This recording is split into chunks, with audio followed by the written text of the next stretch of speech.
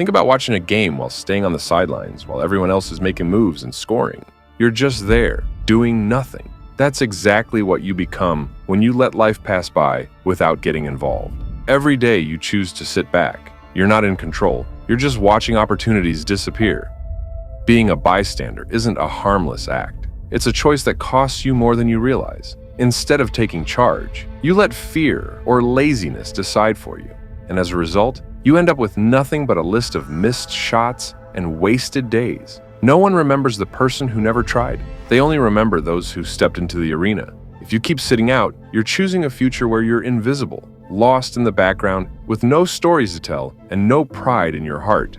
Every time you decide against taking a chance, you chip away at your own fire. It isn't just a missed opportunity, it's a slow breakdown of who you are. The more you play it safe, the more you convince yourself that you're not capable of more. Before you know it, that stubborn fear becomes the only voice in your head, telling you to stand still and accept a life of mediocrity. This isn't about some far-off regret. It's about what happens inside you every day you don't push forward. The self-doubt grows until it feels like you're trapped in a cage built from your own inaction. And the worst part? Once that spark fades, it's nearly impossible to bring it back. You end up feeling empty, watching as your potential dies quietly, day after day. That emptiness isn't just a feeling. It's a mark of a life you let slip away because you never fought for it.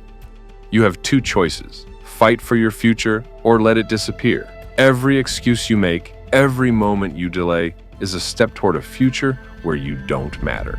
There's no magic moment that will change everything on its own. Change happens when you decide to act. Stop waiting for a sign or a perfect opportunity, because those are just myths. If you don't push yourself now, you're giving up on your own potential. It's time to take a hard look at your habits and decide if you're going to stand up and make something happen or continue on a path that leads to nothing but regret. There's no sugarcoating it. Life isn't fair, and waiting around won't make it better. Get out of your comfort zone, make mistakes, learn, and grow. Every hard step you take builds a future where you can look back with pride instead of shame.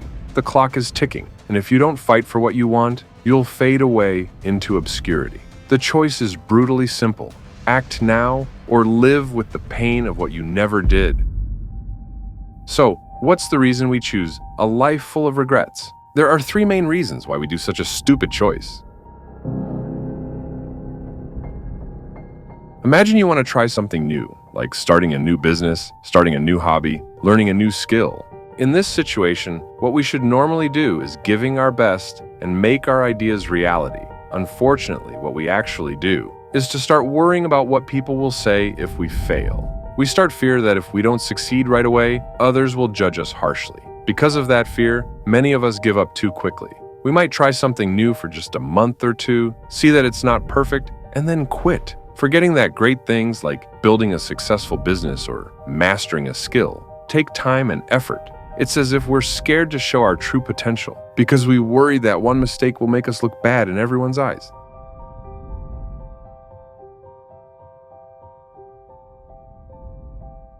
Society often has a clear idea of what a good life should look like. Go to university, get a steady job, build a career. If you decide to take a different path, maybe to explore new ideas, try something creative, or build something that feels meaningful to you, people start saying, "What are you doing? You're going to ruin your life. That's not the right path."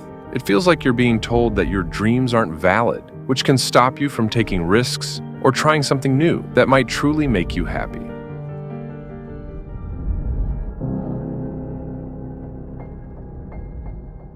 This time there is not pressure or influences from outside. This time is only about us trying to avoid what needs to be done.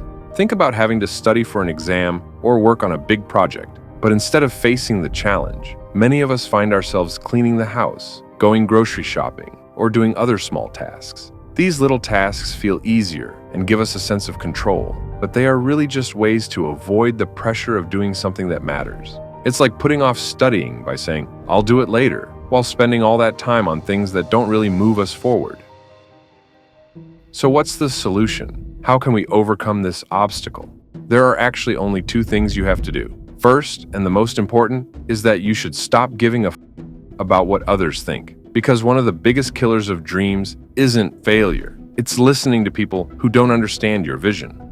The moment you try to do something bold, something different, something outside the safe path. The voices will come. That's too risky. You should be more realistic. What if it doesn't work? And if you listen to them, you'll hesitate. You'll doubt yourself. You'll start shrinking your dreams down to fit inside their tiny, fear-filled version of the world. But you need to remember, those fears belong to them, not you. Those limits are theirs, not yours.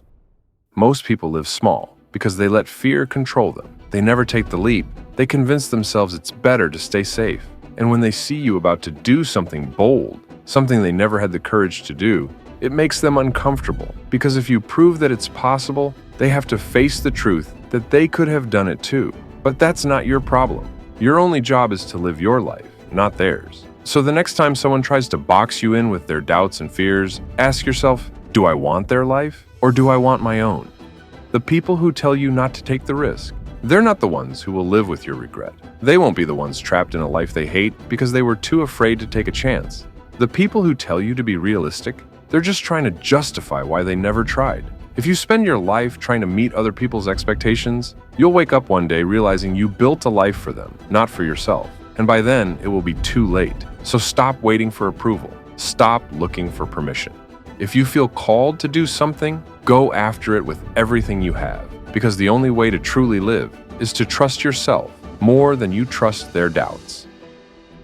The second thing you should do is to understand that risk isn't a threat. It's your ticket to a life worth living. Most people treat risk like a warning sign, something to avoid at all costs. They whisper to themselves, what if I fail? What if it doesn't work out? What if I lose everything? But let's turn that question around. What if you don't? What if taking that risk is exactly what changes your life? What if that risk leads you to the success, the freedom, the experience, or the happiness you've been searching for? The biggest risk of all isn't failing. It's never trying. It's waking up years from now, realizing that while you were too busy worrying about the worst-case scenario, you let every best-case scenario slip through your fingers. Look at every person who has ever built something great, done something incredible, lived a life worth remembering. They all have one thing in common. They took risks. No one gets to the end of their life and says, I'm so glad I played it safe. They regret not doing more, not taking the leap, not seizing the moment. Risk isn't an obstacle. It's the gateway to everything you want. So ask yourself, do you want a life that's comfortable or a life that's unforgettable? Doing nothing might seem safe or comfortable at first. It feels easy to sit back and let time pass without effort. But the cost of inaction is not measured in dollars or medals. It is measured in regret. Every day you choose to do nothing, you're paying a hidden price. That price is the regret you will feel later when you realize you had the chance to change your life but chose not to. This hidden cost is like a debt that grows over time. At first it might seem small, but soon it becomes a burden you cannot ignore. You will start to see that every moment wasted adds up to a huge bill that you must pay with your happiness and your peace of mind. And when the debt comes due, you will have nothing left but the regret of a life not lived. You will look back and wonder how your life turned out this way, and the answer will be clear. You did nothing to change it. Let me tell you a story. In the early 1980s, there was a man named Chris Gardner. His life was in shambles. He was homeless, sleeping in subway bathrooms and shelters with his toddler son, all while trying to land a job in finance, a field where he had no formal experience. One day he made a decision. He would no longer let his circumstances define him. Despite having no college degree, no money, and no connections, he took a leap of faith and applied for an unpaid internship at a prestigious brokerage firm. Every day he showed up early, stayed late, and outworked everyone. He refused to give up. He won a full-time position, worked his way up, and eventually started his own brokerage firm. Today, Chris Gardner is a multi-millionaire, a motivational speaker, and the author of The Pursuit of Happiness. Now, imagine if Chris Gardner had never made that decision. He would have been just another statistic, another man swallowed by the hardships of life. But that's not what happened, because one day, Chris Gardner decided that he would not be a victim of his circumstances. And in doing so, he proved that the power to change a life starts with a single decision. So the real question is, what choice will you make?